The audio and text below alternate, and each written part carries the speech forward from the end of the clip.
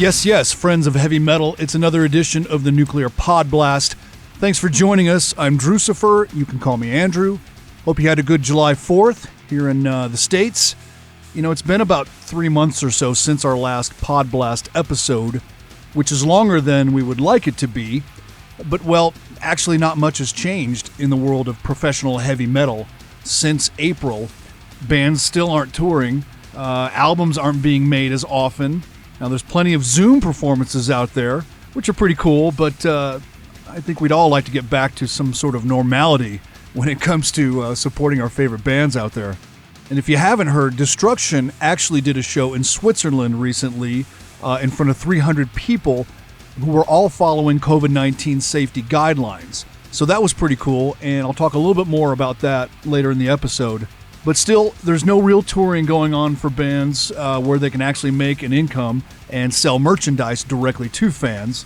Record labels have even had to put releases on hold, as was the case even with Nuclear Blast, who had to postpone a few titles.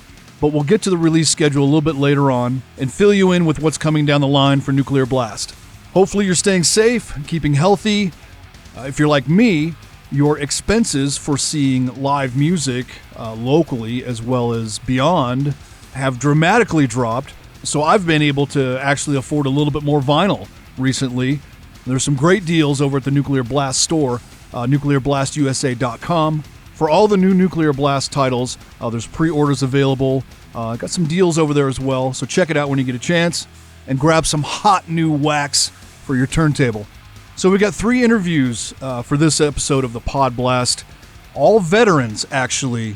All 3 of these bands have been at it for more than 20 years. Matt Sinner from Primal Fear. I got to talk to Matt a few weeks ago. The band is back with Nuclear Blast where they started. Their 13th album, Metal Commando, coming out July 24th. And I love that album title because the Nuclear Blast USA office, back when the band first started touring the States, gave the band that nickname, and it stuck with them for years. And since they're coming back to Nuclear Blast now, they thought, why not? Let's just make that the title of the record. So we'll talk to Matt later on in the broadcast. I haven't seen that guy personally for 15 years at least, so it was great catching up with him. Nick Holmes from the legendary Paradise Lost took time out of his schedule back in May to talk to us via Skype. Their new record, Obsidian, which came out back in May, just great from start to finish. I continue to listen to that record all the way through, actually. I don't have just 3 or 4 favorite songs. It's a great listen from start to finish. Now, I had never talked to any of the guys in Paradise Lost before, so it was a super big pleasure for me to be able to talk to him for the first time. So that's coming up in a little bit. But the first interview is with Peter from VADER. Those guys put out the Solitude and Madness record back on May 1st. It seems like forever ago. And they actually got to support that record touring the States with Abysmal Dawn before COVID-19 took over. So it was back actually before the record was released when I got a chance to talk to Peter, but we covered a lot of territory about the new record as well as the history of the band. That's coming up in just several minutes. Let's kick off this episode of the PodBlast with a brand new cut from Brisbane, Australia's Aversion's Crown. They've unleashed their 4th studio album of pummeling extreme metal, Hell Will Come For Us All. The band comments that they believe they've matured and have become more focused with this new release. Good songwriting as well, as evident on the video track Soil, as well as this new single, Paradigm. Hell Will Come For Us All was produced by the band and engineered by Matt Shorter at Heliport Studios and came out on June 12th. Aversion's Crown, Paradigm. It's the Nuclear PodBlast.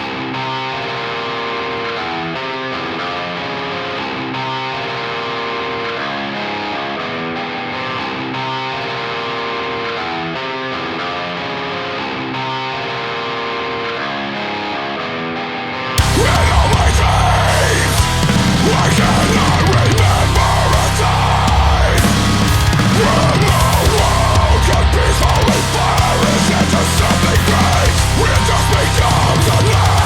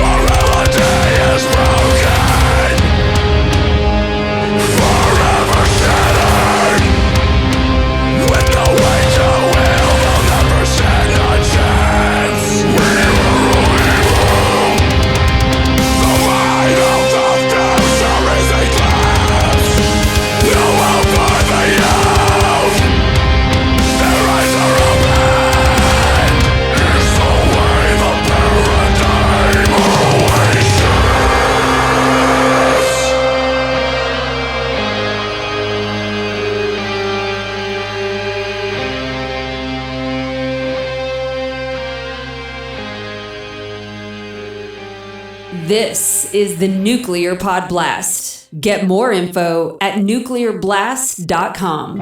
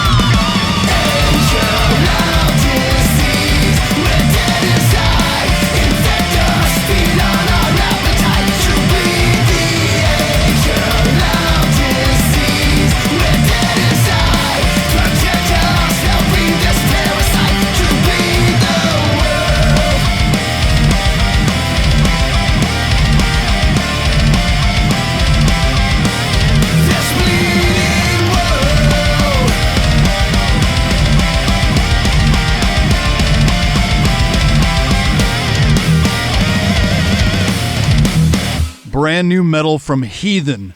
That's The Blight, coming from Empire of the Blind, due out September 18th. Yes, brand new Heathen on Nuclear Blast Records.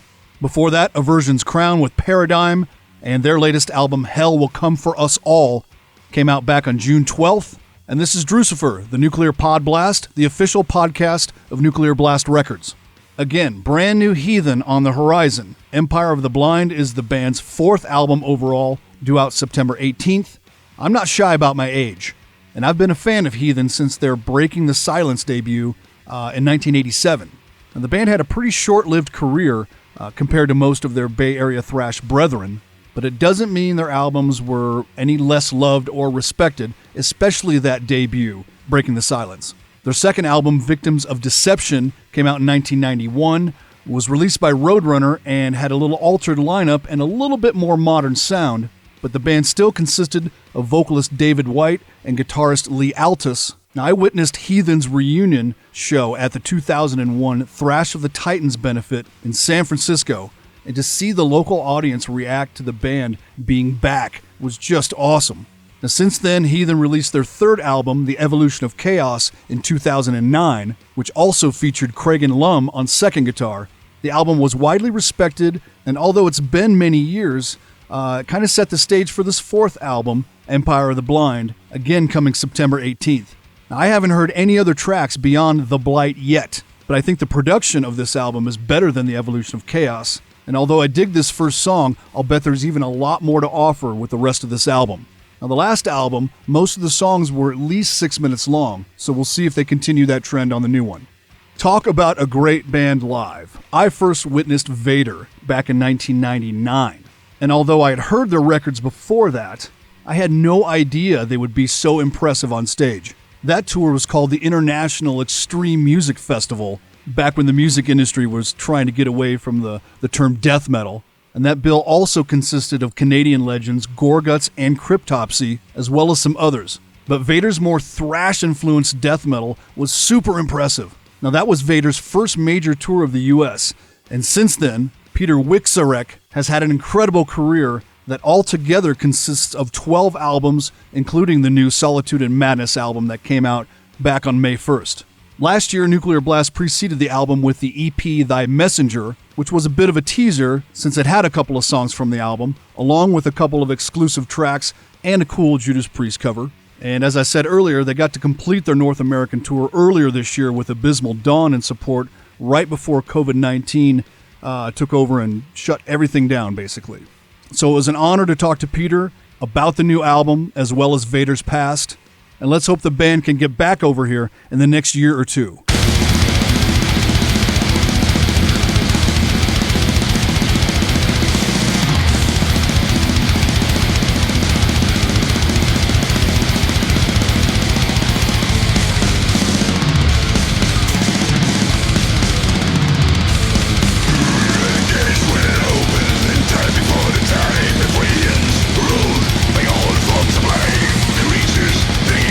Matrix of the matter, so what is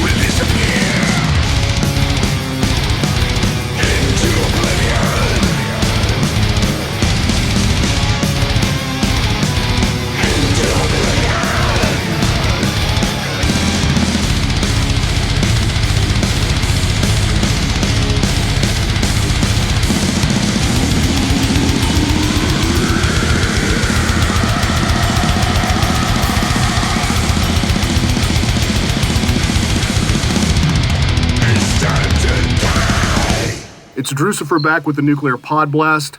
Thy Messenger, the latest EP from VADER, came out last year, and those 4 songs were just absolutely phenomenal. The Judas Priest cover, fun as well. And here we have the brand new album, Solitude and Madness, coming out May 1st worldwide. And we have Peter, mastermind behind VADER, via Skype with us. Thank you so much for taking the time, Peter. It's a pleasure, it's mine. Thank you. Well, I first saw VADER, as I told you, back in 1999 when you guys were touring with Goreguts, Cryptopsy, and Nile as part of the International Extreme Music Fest. I remember that, you guys totally standing out on the bill. Your brand of death metal has always been so thrash-rooted. Did you see yourself as different than, say, the world's leading death metal bands at the time of your early recording career? It's hard to say because I was never thinking when I started to listen to play the music, and to start the bands like that, I'm gonna just do something extraordinary or discover something in the music. I just wanted to enjoy metal and not just listen, also to play, to jam some covers, and then we started to create and play our own songs. That was in the very beginning, but that was all about enjoying this song. I'm still fan of metal, and when I create, I also feel kind of fan of that. Not just creator, not just a musician, not an artist, just an artist. Right. So all we do to enjoy. So we're not gonna just try to create something to force ourselves to challenge the world again, to discover, the continent again. No, it's not like that. It's we evolve, we develop, and as a man and as a musician. But this is in a natural way. If I always wanted to keep the spirit of VADER, so I like that. I always loved extreme music, and I didn't even need to, show myself or anybody else that I can play something different, more trendy or whatever. Probably I could, but I don't want it. Mm-hmm. I want to enjoy music I like, and I don't want to just make it just because I can have more money if I would do that. VADER exists for so many years, and look at that. The last tour in US, I saw so many young generation on that, so many young some young guys, in front of the stage, looking actually like in old days, with long hair, Sure. The denim jackets, leather spikes, whatever. So the music we do is extreme, and we talk with this extreme language. We play blasting, beats, and that's what we do for years. And we evolving, we changing, we in VADER style, but not trying just to be that different, to that somebody can say, oh, VADER plays totally different. VADER is VADER. Well, we don't want to disappoint our fans. It's not like we have to do that. Or we're afraid to play something different. Nah, it's not that. We just really like to play what we like, and what we feel we do the best, And right. I think that's fair, for everybody. I wanted to ask if it's harder for you to begin the album writing cycle now versus way back when, or are you always consistently writing music so then when it comes time to construct a new album, you've already got a good amount of material to choose from? Maybe I'm not constantly writing music, but I'm definitely collecting ideas all the time. Usually before we starting recordings, we put all these ideas together and we create the songs, So I still got something more in hand that there's something I leave for the next release, because it's not possible to use all of those ideas, riffs, I'm collecting all the times in my head just in one session. And the same was with the song Emptiness, That's a song I use on the EP, but actually this song was some riff left after The Empire. And that's the feeling. You can definitely feel that this song fits much more better to Empire than to Solitude and Madness. Solitude and Madness, with all those songs I prepared for that, the riffs, it would be more like just blasting beats and really, really short album. But that was one of those reasons I decided to keep the Emptiness on the side B, just to give that real different feel, just to give a chance to take a breath, for the listener. Yeah. Just for that little moment, And it's not that many moments like this on the album, but still, so, and so, like I said, like I'm collecting the riffs, I'm collecting ideas, words or notes, and the new technology so gives the opportunity. It's so much easier today just to collect, to record, ideas. And studio is just a moment I need to focus on the music, just to forget about the world. I'm not that guy that can work on tour like some other guys. I could not understand, like, I just couldn't do that in that way. Just some people can just be on tour and just stay aside like in a computer.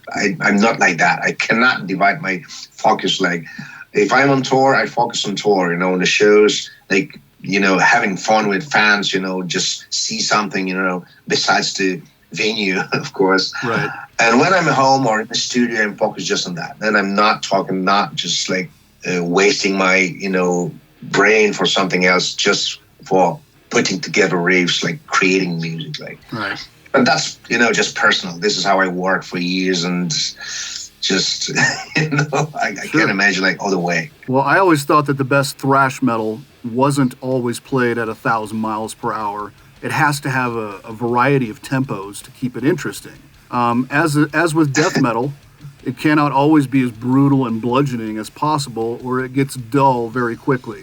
In regard to some of the songs on the new record, Incineration of the Gods shows some very cool space in between the guitar riffing and the staggered drum patterns, as does Sanctification Denied with that cool backbeat during the verses.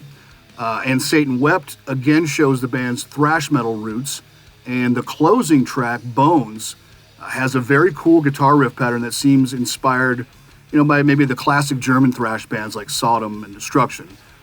So it's great that you're able to deliver still so many different styles and moods and tempos during your usual 2.5 to 4 minute songs. But it's, if I say the blasting beats, like the songs like blasting, it doesn't mean that they like just like one tempo songs like all the time. It's not that, like it's not VADER.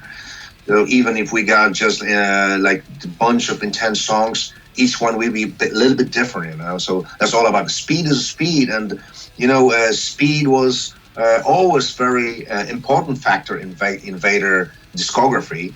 But in the first chapter of VADER existence, I think, till Litany was released, speed was priority, definitely. Yes. And then after that, like the next 2 decades, I tried to smuggle some different vibes to the music.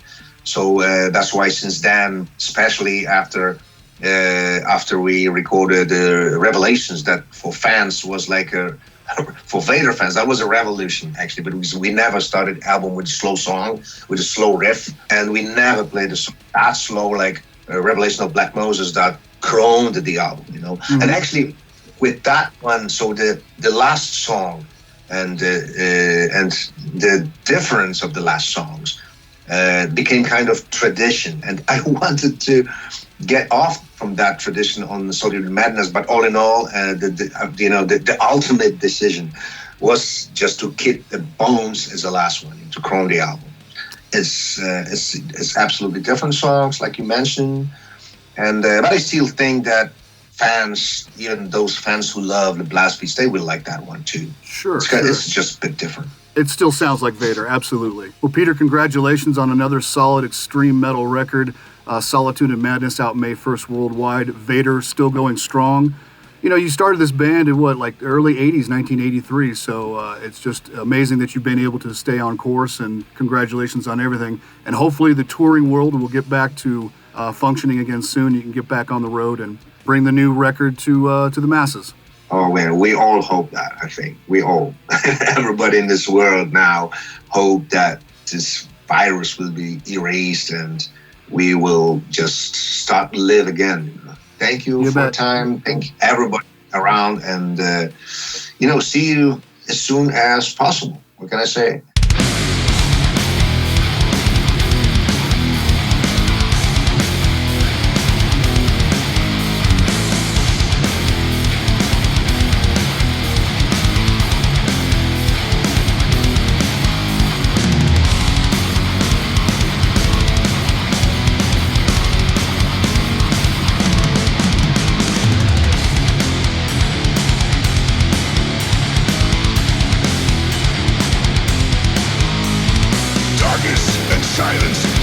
in my flesh. Did I really wake up, or am I still in my dream? No sound, or pain, I can feel anything. Locked in a space, filled only with fear. I crossed the portal to the realm of the dead. Feeling of centuries overwhelming my mind.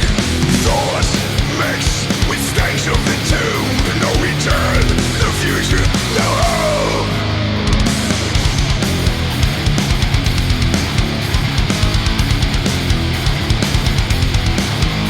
Screaming, crying, and praying inside. Shaken, breaking, distressed and lost.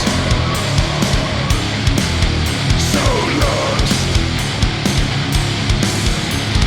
Cursing, yelling, and doomed in the realm of the dead.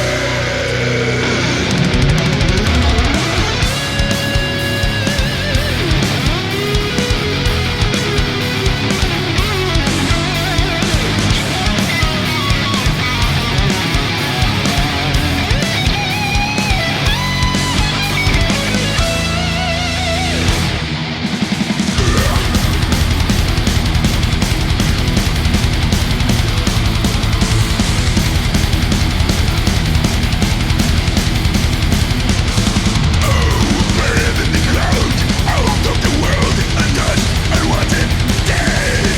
Condemned to oblivion, solitude and madness. Is this really happening to me? Why me?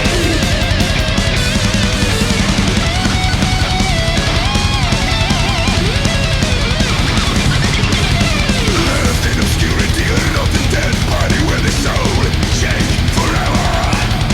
Deep in the ground, in the world of the dead, only bones and dust will remain.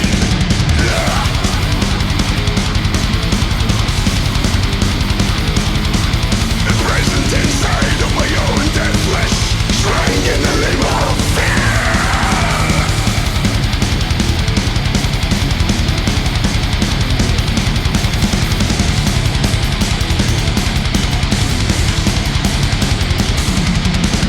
Buried in the ground, out of the world, and just unwanted, dead. Deep in the soil, in the world of the maggots, on the bones and dust will remain.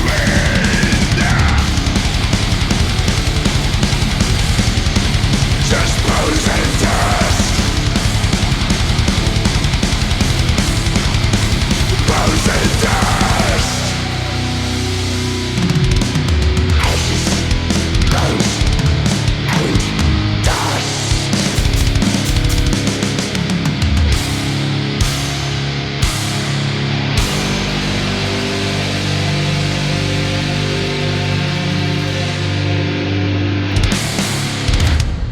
That's the final song on Solitude and Madness, the latest album from VADER, here on the Nuclear PodBlast.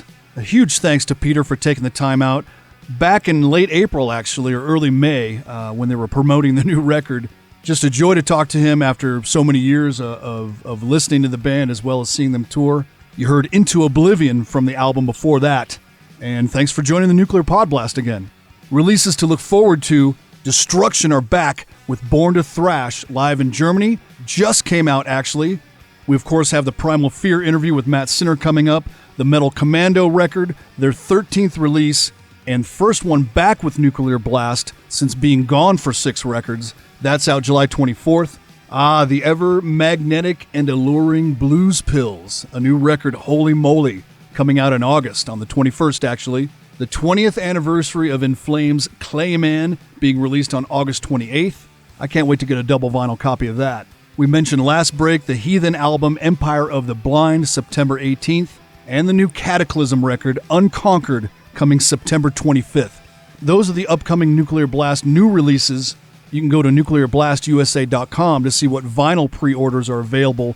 Man, getting to interview Nick Holmes from Paradise Lost was a bit surreal, actually, as right before he rang me on Skype, I realized that I've known the band's music as far back as 1992, and I've never spoken with any of the members of the band. I've never had a chance to interview any of them, and I've never seen the band live, still to this day.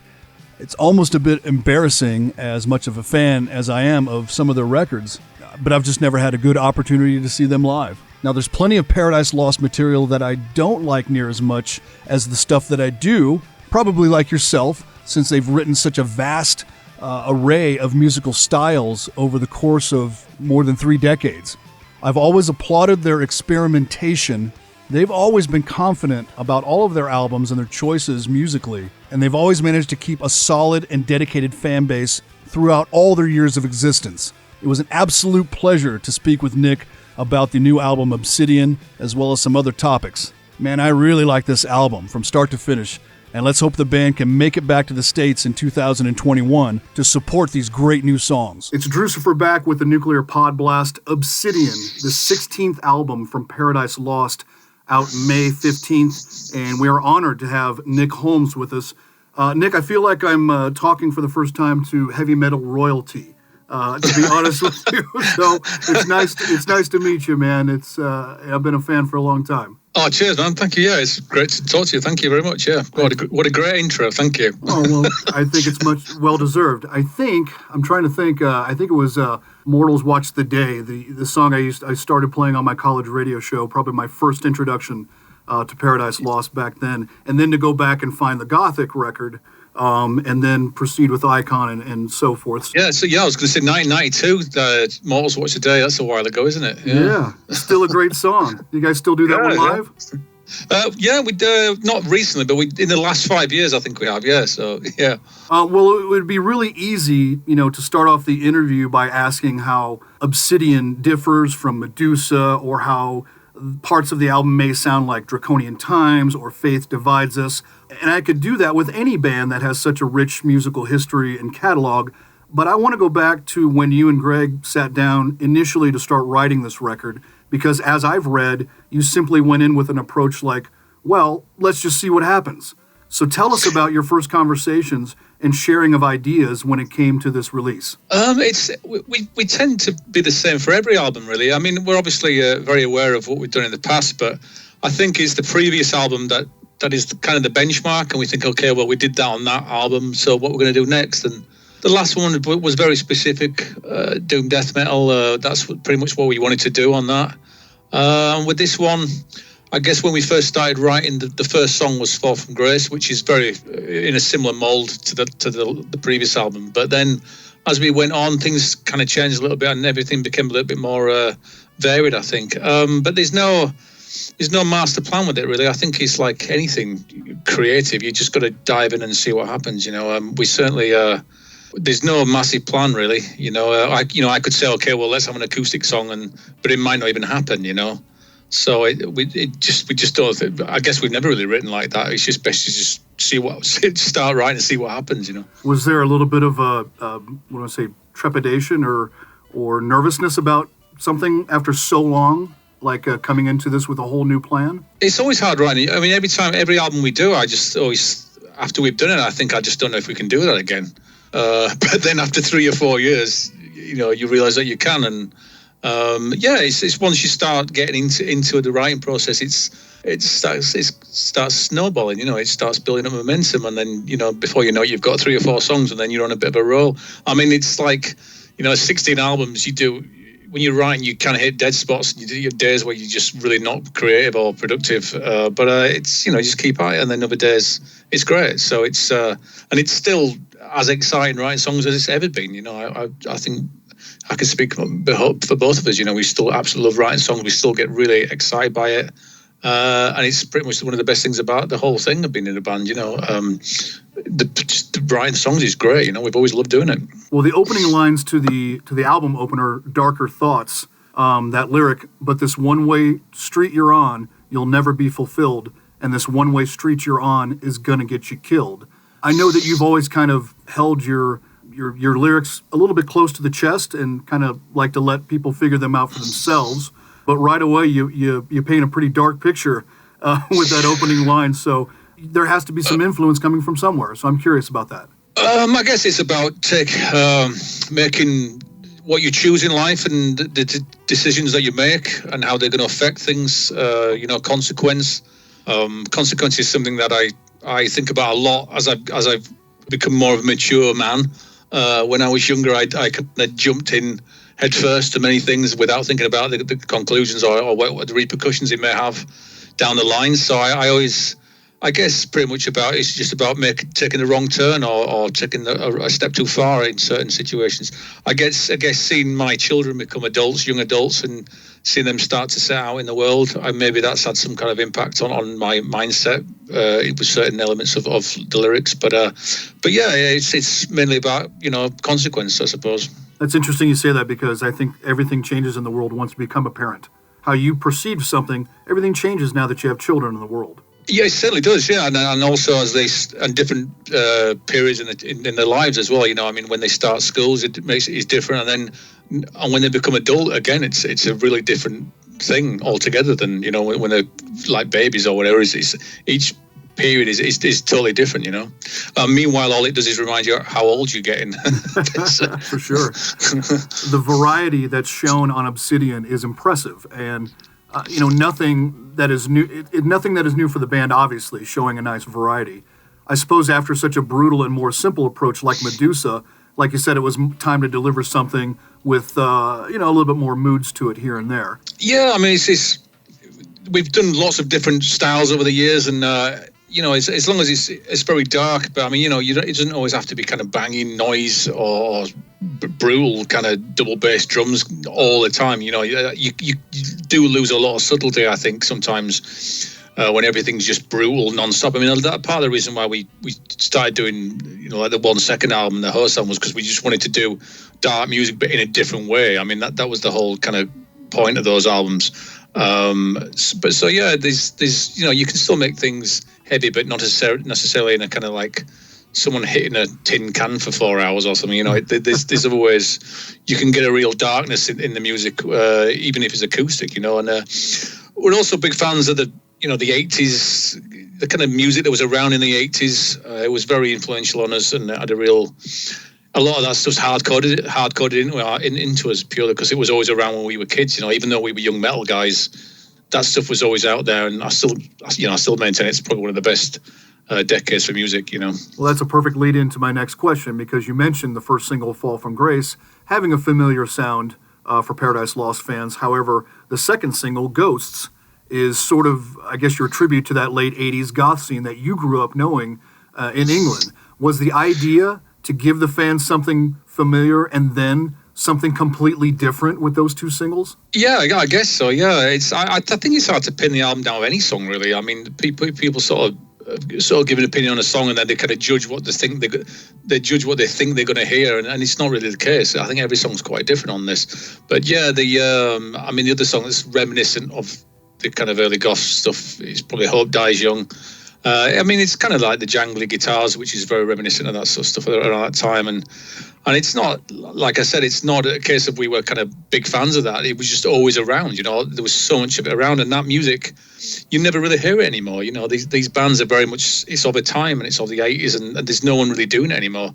And kind of goth music is something else now. I don't think it's the same thing to kind of newer people, Well, I find that the heart of the album is very intriguing, with Serenity and Forsaken really grabbing my attention. The running order of the songs takes the listener on a great ride throughout the 9 tracks, not including the bonus tracks.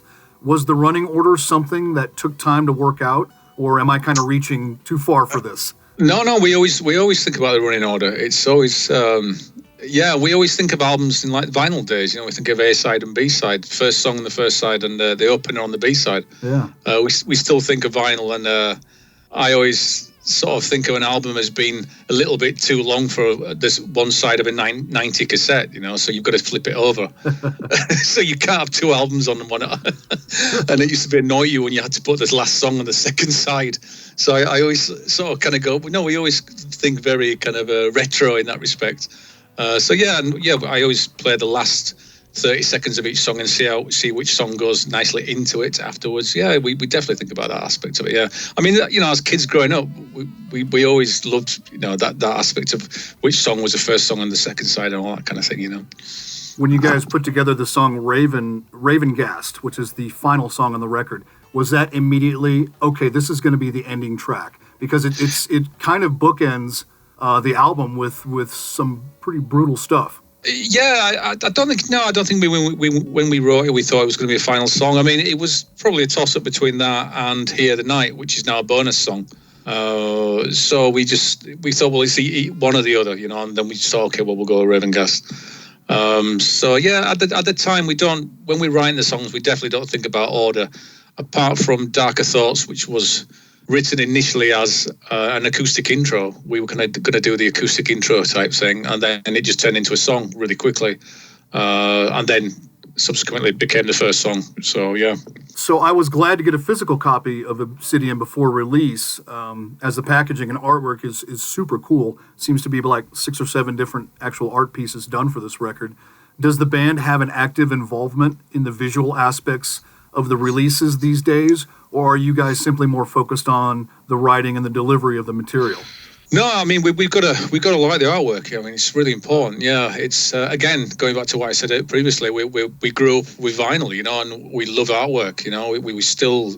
I know it's not as important as it used to be, but we're still very very particular with it. And but the artist who did the work for this one was called Adrian Baxter, and we kind of gave him the lowdown on the album and some lyrics, and what he came up with was right off the mark, was great. You know, we were happy with him right from the start, and it was probably it came together the easiest artwork we've probably done in 20 years. You know, there was no.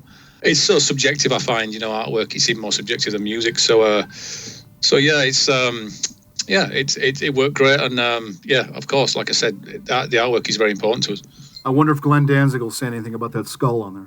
Oh, that one, yeah. Actually, now you mention it. Well, listen, I wanted you to take us back to the very earliest days of the band, hailing from Halifax. Now, I've never been to England. In fact, I'm supposed to be there right now on vacation, but obviously with the current state of things, I'm not.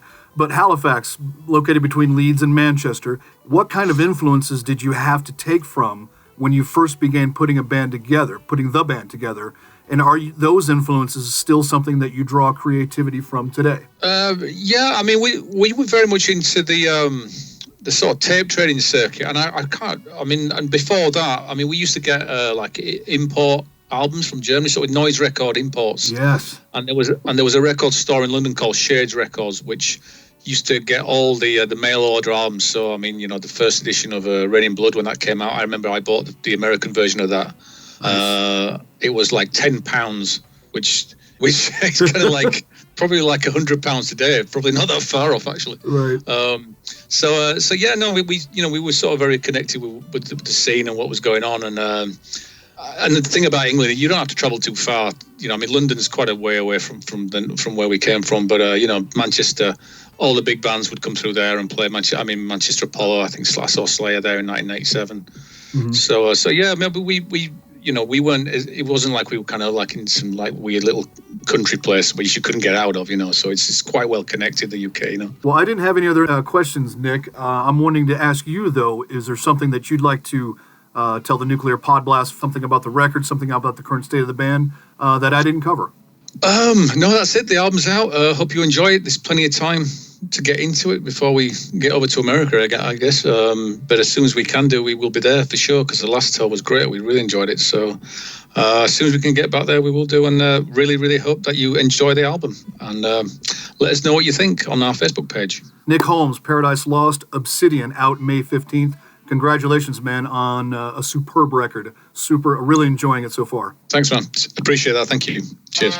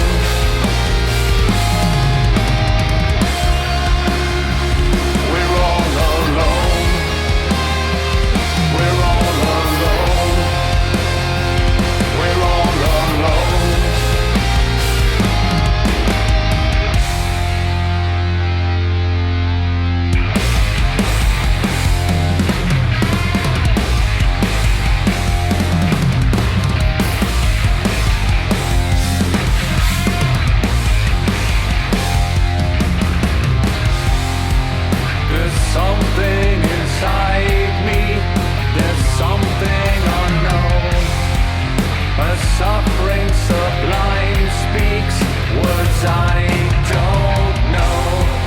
There's something inside me. There's something unknown. A suffering that binds me. The eyes don't show. We're all alone. We're all alone. We're all alone.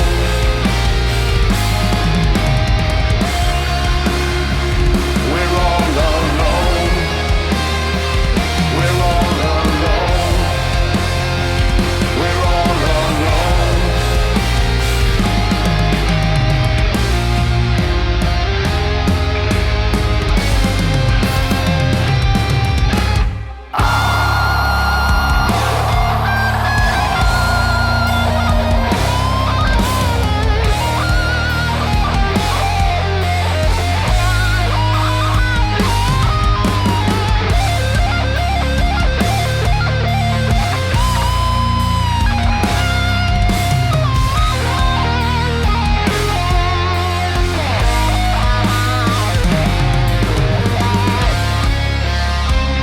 As we fall from grace,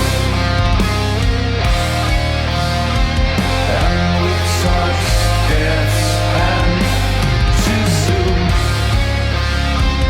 As we fall from grace, like you, through the eyes of another god, decide to end your life.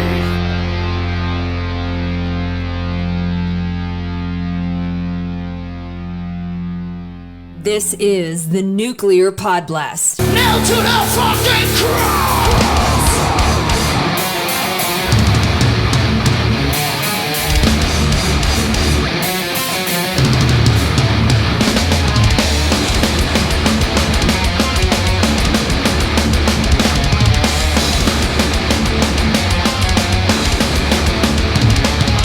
Torment of death, as your face to the ground.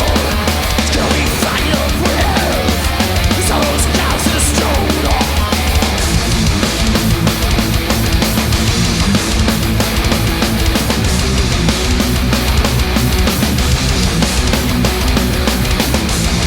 Feel the arrows tears, walk your coming grave. Answer the superstition, live to your fear, your book of God, the book of lies. Your hero's death, walk out the velvet cries. Nailed to the cross, nailed to the cross, nailed to the cross, nailed to the fucking cross.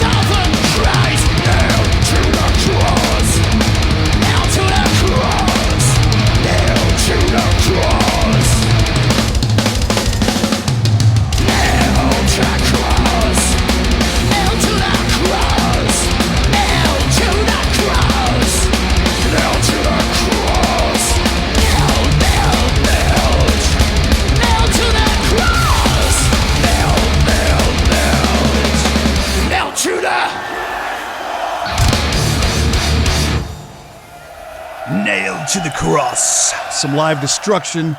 Born to Thrash, live in Germany, just came out. And have I told you that I saw Destruction on their first full US tour in 1989, supporting the Cro-Mags? Think about that pairing and that year. And although a lot of hardcore and metal crossover was happening well before 1989, that could be billed as one of the first major full US crossover tours, featuring international acts as well.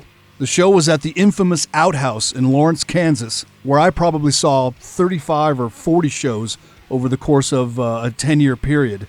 Look up that place online, the Outhouse. There was a documentary movie made about it a few years ago. And if you haven't seen the 7-minute Destruction documentary online that was put together by Nuclear Blast titled Live Through COVID Time, check it out on YouTube. The band played in front of 300 people in Switzerland at the Z7 Club, which has a capacity of 1,600. The crowd practiced social distancing in line before entering, and although I was surprised that they weren't made to wear masks inside, everybody was raging and the band played well. There's plenty of interview time with Schmier, who is very positive about continuing this sort of live performance until something greater happens. Pretty cool to see 300 Thrashers at a recent show.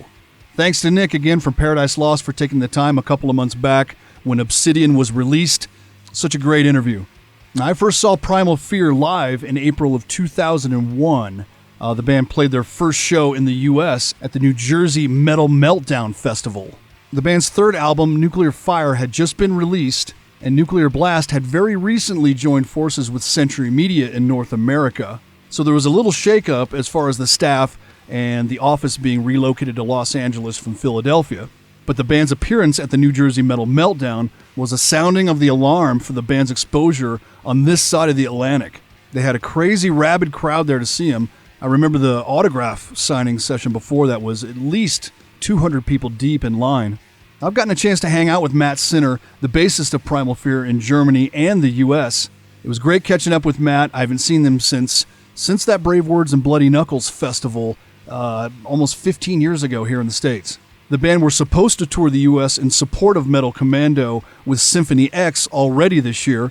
Obviously, that didn't happen, and as you'll hear from Matt, that tour is hopefully going to be rescheduled for 2021. In the meantime, before you hear our exclusive interview with Matt Sinner, here is one of the singles from Metal Commando, which is out July 24th. This is Along Came the Devil on the Nuclear Podblast.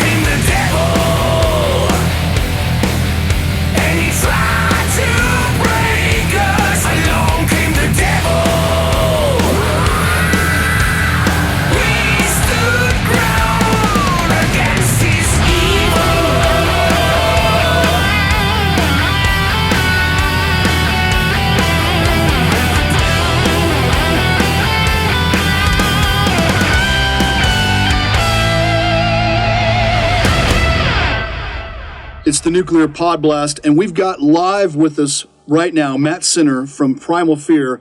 Matt, thanks for taking time out of your schedule. I know it's a little later in the evening there, but welcome to the Nuclear Podblast. Yeah, welcome back here. I'm very happy to be with you now. It's been, we were just talking, it's been about 15 years since I saw you. The last time would have been at the Brave Words and Bloody Knuckles Fest 15 years ago.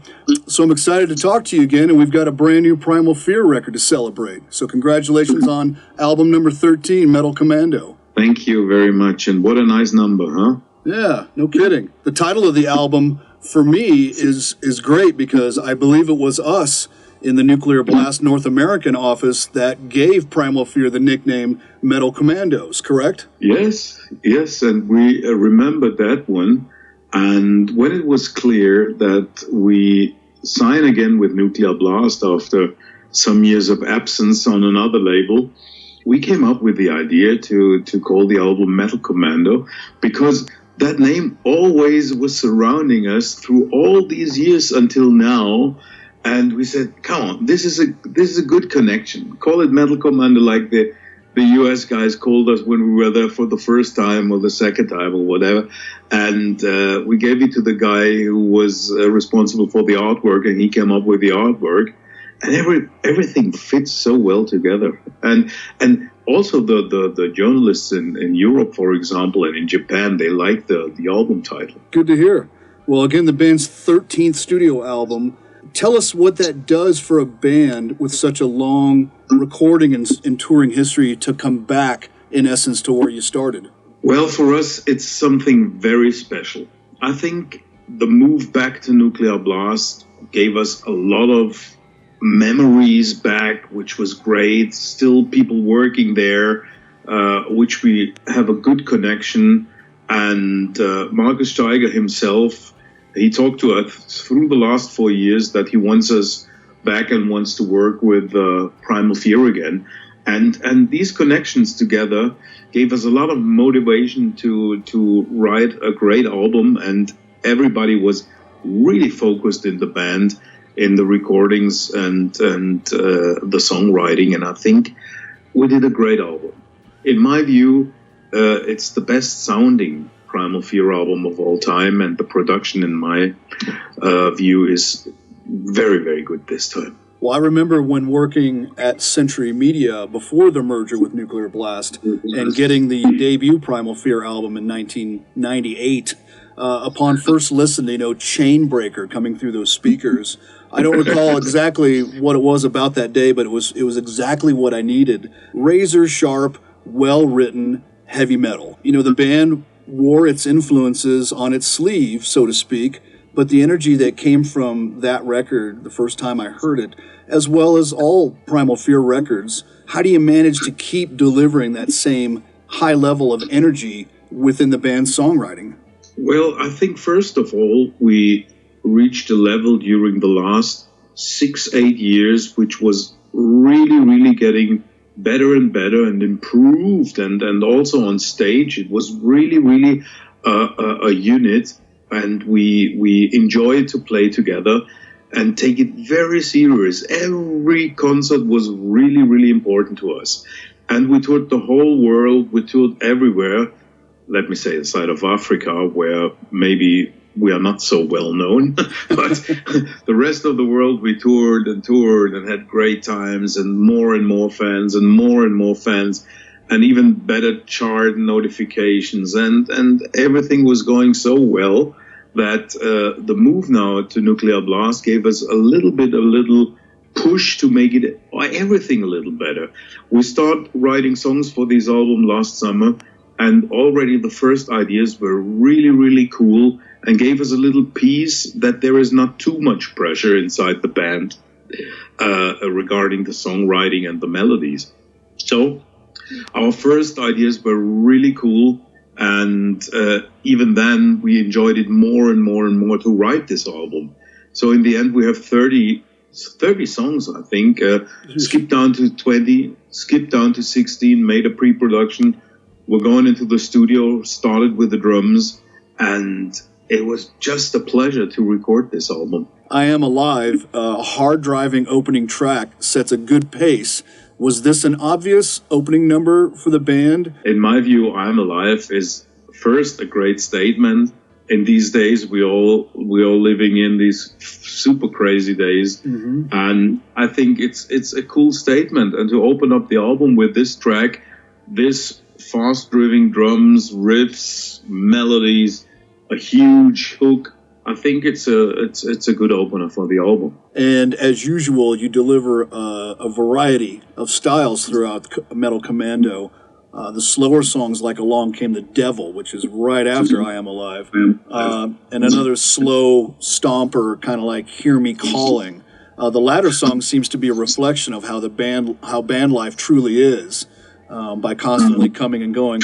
I mean, when there's not a global pandemic going on. Yeah, the good thing was the album was already finished when we got the first news. So we stopped the mix and the album was finished, and there were the first rumors coming in from China. So I have to be honest, the lyrics and the music or everything was not influenced by anything like that. Gotcha. Well, one of the songs that struck me right away was Halo, mainly for that chorus. It's so magnetic. The Heart of Stone chorus in that song. Rolf still has the power of a 30-year-old, it seems. And My Name is Fear. He is. Yeah. And My Name is Fear seems to be, maybe a new anthem for the band, another super powerful song. Yeah, what can I say? We are really happy about the songwriting.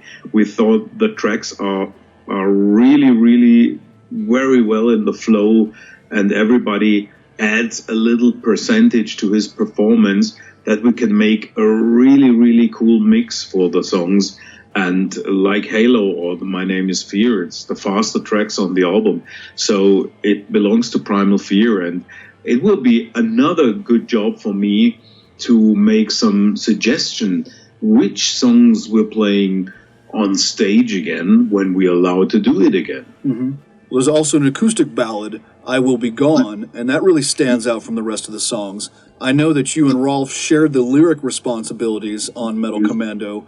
What's the inspiration for that song in particular? Well, the inspiration for that song is that I was really sad.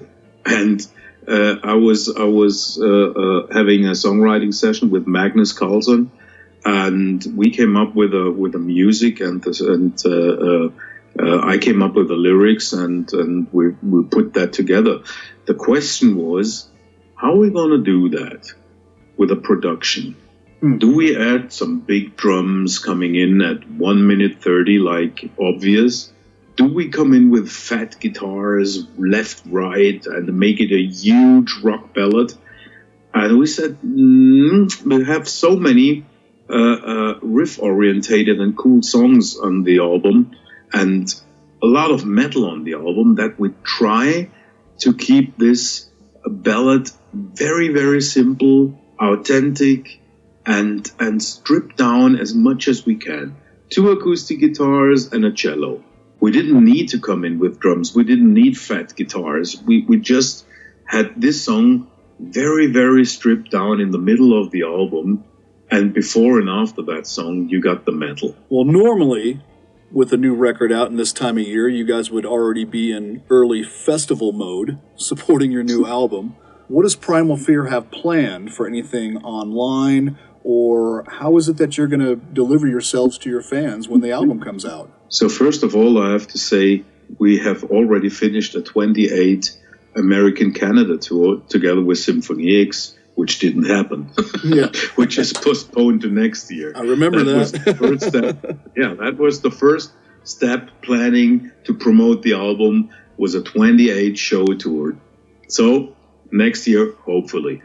The next thing is the festivals are canceled. The next thing is we have a European tour through 12 countries with, I think, 25 shows, which has to be postponed to next year. Oh. We have a Japanese tour, we have a South America tour, everything postponed to 2021. And for us, it's a very, very terrible situation. If you can imagine, it's not only the income for us. which is lost with 100 shows postponing to next year. So it's also that we have a new album out. We're super motivated. We're fired up. We want to go out with our new songs, and there is no chance. On the other side, in Germany, it started to play in front of cars. I saw some video of that. Yeah, which I think is the most stupid idea ever, and we will not do it. So, and we don't stream anything from our rehearsal room or from stages. We had a wonderful DVD out, a Blu-ray out 1.5 years ago with a great sound, with a great atmosphere, with people in the audience there. That this is for us the real thing, and not playing in front of nobody just to do something. Right. We will wait until the time is right. The good thing is, I have to say, we could produce 2 video clips now. Yeah, for I Am Alive and for Hear Me Calling. And the I Am Alive video clip will be released on June 19 with a single. And 4 weeks later, we will release Hear Me Calling. And we have 2 video clips. We show the world some Primal Fear new music and 2 video clips, and that's it. So we will wait until we can go back on stage in front of our fans with no restrictions, and that's the real show for us. Let's go back to 2001, when Nuclear Blast and Century Media merged over here in North America. Nuclear Fire, your 3rd album, had just come out, and you guys were playing your first show at the New Jersey Metal Meltdown. A big crowd to see you there that day. That seemed to be the real kickoff to the band's success in North America. Now, I still hold that album as sort of a benchmark in the band's career, not just because of the quality of the songs on that album and the delivery, but the fact that the band's exposure got much broader across the world for that record. Of course, I think it was a great time for us. We were really on fire, and it was a huge motivation for us to come for the first time to the US and play a show there. And also it was the start of something. And then through the next years, we always came back more in the last 10 years, as we had real tours and spent a lot of time in the US and Canada. But this was the start of everything. Excellent. Well, Metal Commando, Primal Fear's 13th album, out July 17th. Back with Nuclear Blast with this. Congratulations on returning to the label and the new record, man. Strong as ever. I have to correct you. July 24th. July 24th. Okay. Yeah. There was 1 week delay because of production things of the vinyl and some stuff. So we have 1 week delay, which was not possible to keep the 17th, but 1 week is nothing. Thanks again for taking the time for the Nuclear Podblast. And Matt, I hope to see you in person sometime in the next year or two, or touring the States again. Yes, it will be May and June, and we will going on tour together with Symphony X, and I think it will be a blast. We can't wait to play our new songs to our fans and coming back to the US. Thanks again, Okay, Matt. cool, very cool. Okay. Cheers. Thank you, Andrew.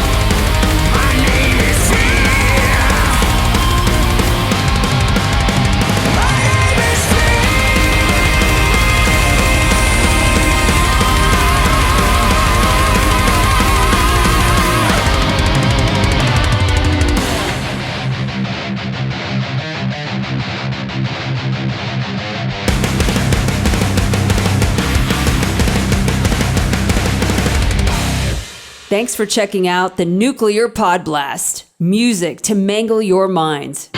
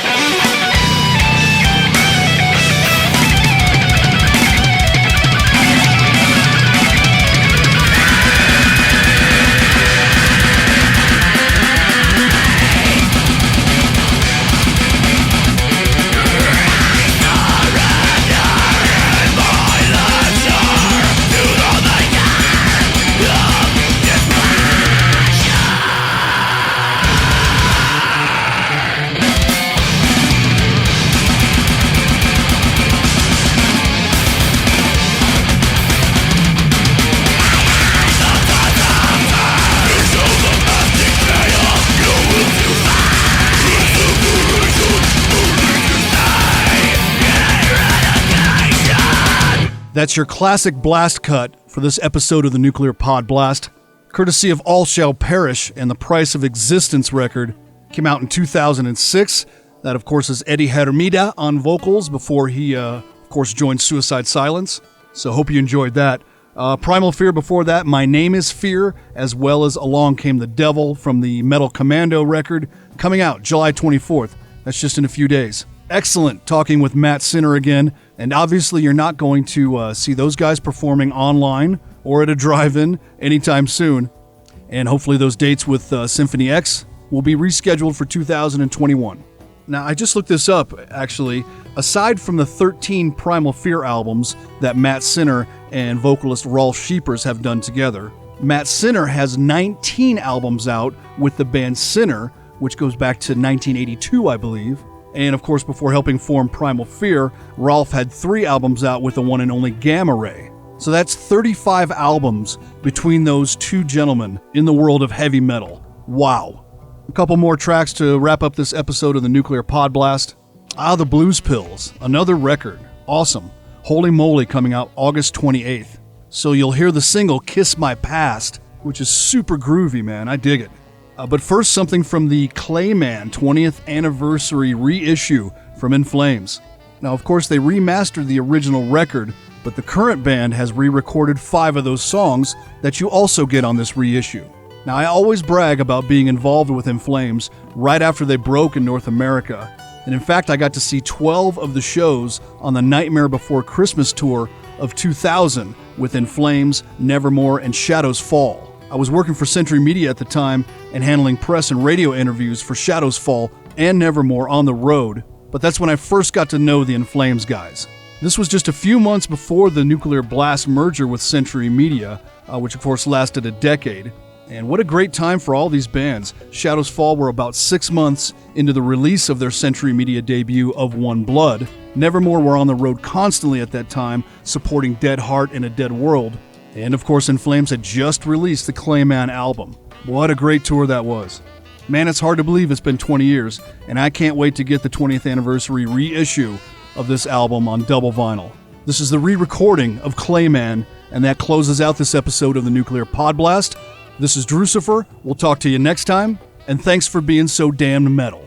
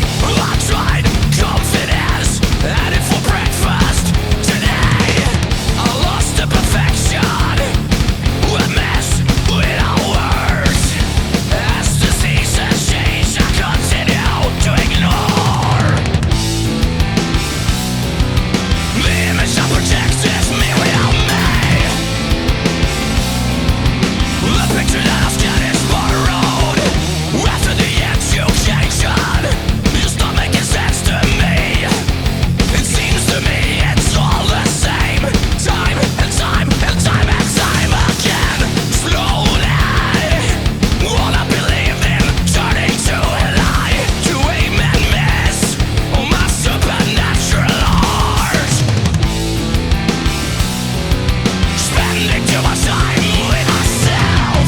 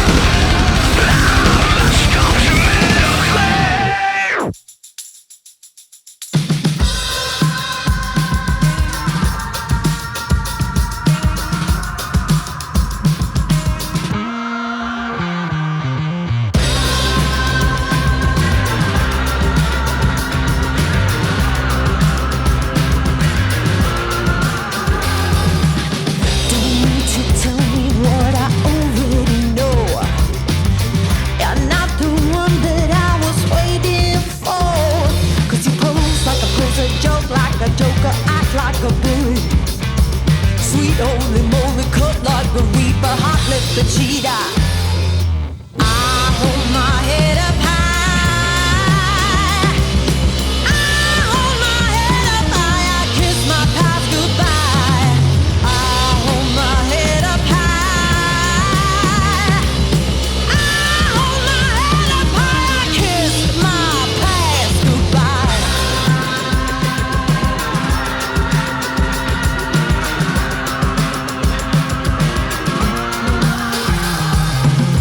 I didn't want you anyway.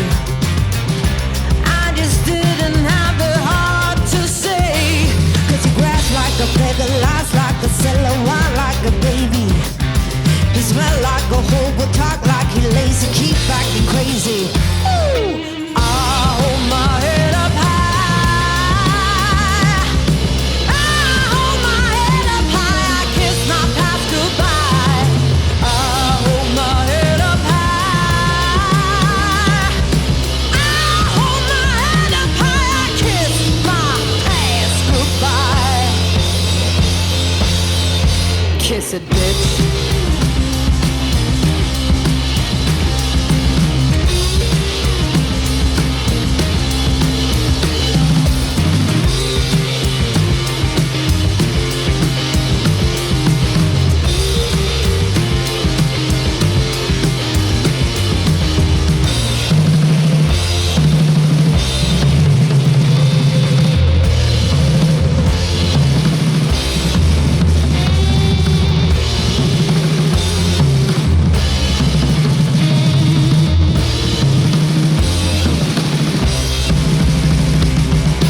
I hold my head up high.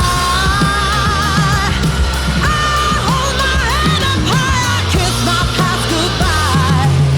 I hold my head up high.